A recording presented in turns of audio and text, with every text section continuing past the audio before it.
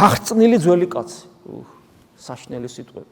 ანუ ადამიანი იხწნება და ძველ კაცად რჩება თუ გულის სიტყვები მას მართავს. და გულის სიტყვებთან კიდევ ვიმეორებ ბრძოლას ვინც არ სწავლობს. ეს არის მთელი მეცნიერება.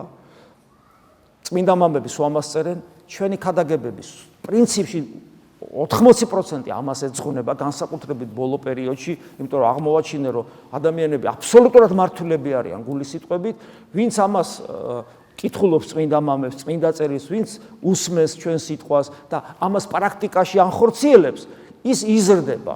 მაგრამ მინდა გითხრათ, რომ ვინც არ კითხულობს, ვინც არ უსმენს ჩვენ რას ვასწავლით, აგერ ისააკასურის სიტყვებსაც განმარტავთ და უკვე რამდენი ხანია, ვინც არ უსმენს, ან ის ეპიზოდურად და თulis რომ ყველაფერი ისედაც იცის, მე მინდა გითხრათ, რომ იოტისოდენათაც არ იზრდებიან, აი როგორებიც იყვნენ, ეგეთებად რჩებიან. ფრთხილად იყავით, იმიტომ რომ დავბერდებით და გარდავიცვლებით.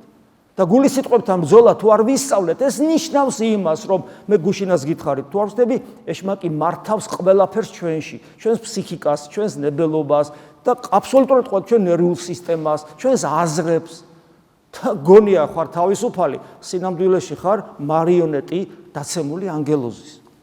აი ეს არის გახწნილი ძველი კაცი. იმიტომ რომ გულის თქმებით არის მართული.